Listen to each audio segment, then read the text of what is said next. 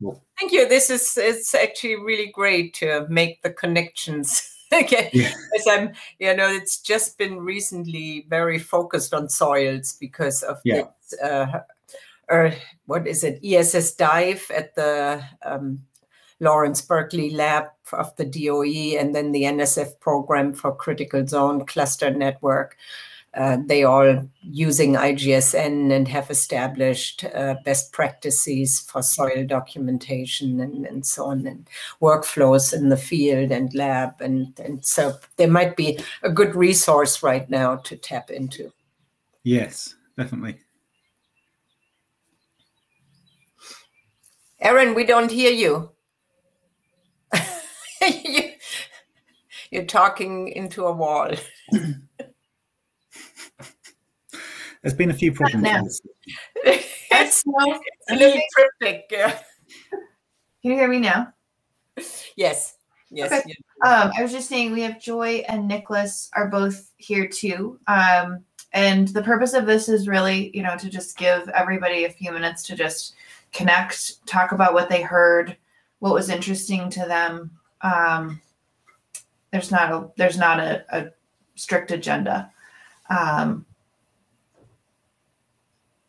So I saw just a ton of IGSN. Joy, I thought your question was so perfect. The universal sample identifier. That's what we're going for. I guess one question I have for those who are using sample identifiers is, how do you convince, or how do you put the case that it's worth doing to somebody who might be a bit resistant to assigning globally unique identifiers, which is the problem I have? The registration of samples became really important for many people who were trying to integrate data in sort of that are distributed, because that's how it started. Samples in the earth sciences being analyzed in multiple labs, archived.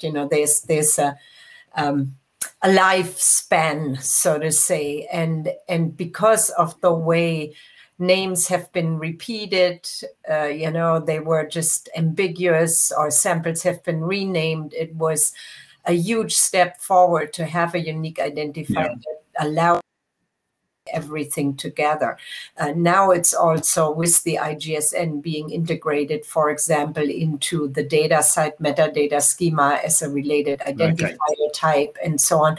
You establish the connection between publications, data, and so on.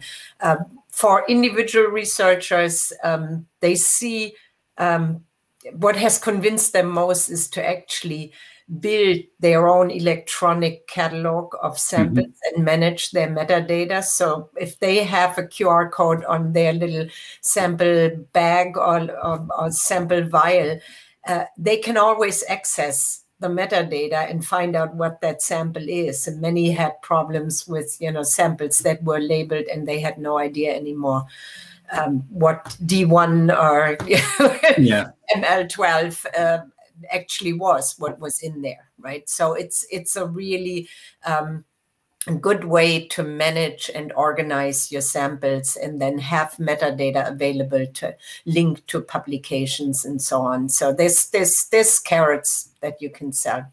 That's exactly the kind of thing that I try to push this idea on. I think it's, as much as anything, it's the cost of doing this retrospectively, because we've got about 300,000 samples, and it's hard to justify the cost of doing all of them, because we know most of them aren't ever going to be accessed, but we have probably 5% of those samples which are really scientifically quite valuable. So it's whether you try and do everything, or you just do it on a case-by-case basis as samples are requested. What I've been saying, and I think this may be relevant for this whole discussion of the place-based, because there is obviously legacies. There are all existing collections and so on. in the first place, the IGSNs are unique identifiers for samples more general, are relevant, especially for those samples that have data in the literature. And anything starting now, it is, you know, the importance is let's start as soon as we can. Yeah. For any future samples, to have the right procedures in place so that we don't end up with collections that are not discoverable, that are not fair into the future. What we do with the legacy, yes, some have been able to, you know, the Smithsonian registered 350,000 samples with IGSN because they had a good catalog. Mm-hmm. They're not going to stick the IGSNs on every sample. You know, right. That's okay. So there are best practices that can be developed in that respect.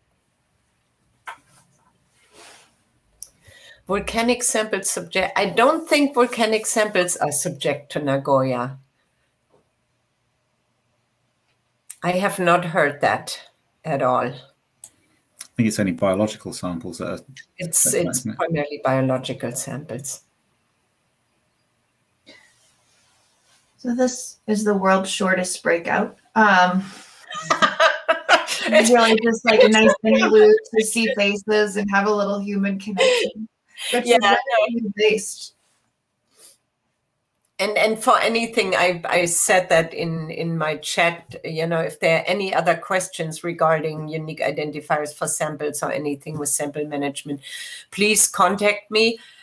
Or become member of the interest group Physical Samples, which, you know, is discussing these things. So I think that we are ready to head back.